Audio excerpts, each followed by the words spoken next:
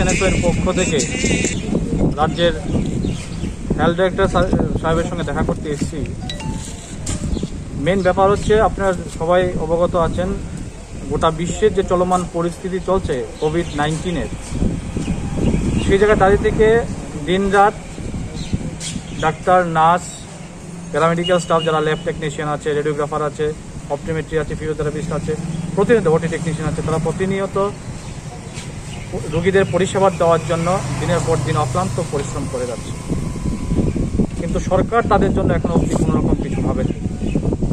আমরা জানতে পেরেছি ত্রিপুরা রাজ্যের বিভিন্ন জেলা, মহকুমা হাসপাতালগুলিতে এবং সিএসসি, পিএসসিগুলিতে রোগীরা যাচ্ছেন, কিন্তু ডক্টর নেই, নার্স নেই, অন্যান্য প্যারামেডিক্যাল স্টাফ পাওয়া যাচ্ছেন না।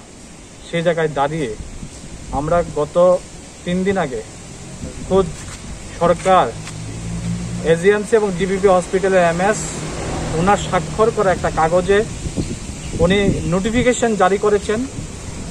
ওইখানে ওই হাসপাতালে ট্রেনিংরত অবস্থায় রেডিওলজি ডিপার্টমেন্টের একজন রেডিওগ্রাফার কাজ করছিল, যে নাকি তার কোর্স শেষে ট্রেনিং করে থাকে, তাকে কোভিড-19 ট্রিটমেন্ট সেন্টারে ডিউটির জন্য করার জন্য তার নামের নোটিফিকেশন জারি করেছে।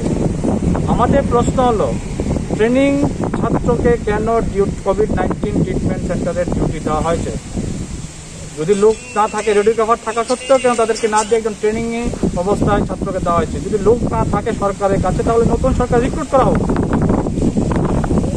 অব্যবস্থার মাধ্যমে কোভিড-19 ট্রিটমেন্ট করার জন্য সরকার যে পরিকল্পনা করছে, তার তীব্র নিন্দা এবং ধিক্কার জানাই। সেই সঙ্গে আপনারা জানেন, গত 5 মাসে এ রাজ্যের মৃত্যু হয়েছিল 5 জন কোভিড-19-এর ফলে, কিন্তু নেক্সট 18 জুলাইয়ের পর থেকে আজকে অবধি 20-20 দিনের মধ্যে 36 জনের মৃত্যু হয়েছে। তাহলে প্রশ্ন থেকেই যাচ্ছে যে গত 5 মাসে তাহলে কি রাজ্য সরকারের ভূমিকাটা ভালো ছিল, নাকি এই 20 দিনে রাজ্য সরকারের ভূমিকাটা খারাপ হয়ে গেছে? রাজ্যের স্বাস্থ্য দপ্তরের টোটাল ব্যবস্থাপনাটা কোথায় গিয়ে ঠেকেছে, তার জবাব দেওয়ার জন্য কে আছেন এই রাজ্যে? আপনারা কি কেউ জানেন এই রাজ্যের স্বাস্থ্যমন্ত্রীর নাম কি? গোটা দপ্তরটাকে হাতে নিয়ে এসি রুমে বসে থেকে রাজ্যের স্বাস্থ্য দপ্তরকে চালানোর মতো যদি ক্ষমতা না থাকে, দায়িত্বের থেকে সরে দাঁড়ান। লজ্জাস্কর বিষয়, মানুষের জীবন নিয়ে ছিনিমিনি খেলা, রাজনীতি। কোভিড-19 ট্রিটমেন্ট, কোভিড-19 কেন রাজনীতি করাচ্ছে? এর থেকে লজ্জা আর কিছু হতে পারে না। গোটা দেশ, গোটা রাজ্য আজকে এইরকম ব্যবস্থাপনার জন্য ত্রিপুরা রাজ্য পিছিয়ে আছে। তাই রাজ্যের মানুষ আজকে বাইরে সরে যাচ্ছে। এই রাজ্যে অনেক ট্রিটমেন্টের ব্যবস্থা থাকা সত্ত্বেও সেরকম পর্যাপ্ত পরিমাণ ব্যবস্থা নেই। মেধাবী ডাক্তার থাকা সত্ত্বেও, বিভিন্ন প্রফেশন কোর্স থাকা সত্ত্বেও, বিভিন্ন ব্যবস্থা থাকার পরও কেন এই রাজ্য সরকার সেরকম ব্যবস্থা নিচ্ছে না?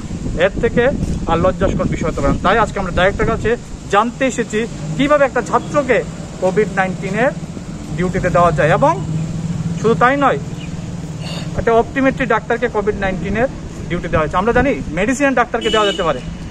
যার যার ডিপার্টমেন্ট ভাগ আছে। হজবরলোক হরিল্লুট খেলা হচ্ছে না এখানে। আয়ারাম গায়ারামের কিছু ব্যবস্থা নেই এখানে। এখানে মানুষের জীবনটাকে সুরক্ষিত করার জন্য এখানে মানুষ হাসপাতালে আসছেন। যদি না পারেন, দায়িত্ব থেকে সরে দাঁড়ান।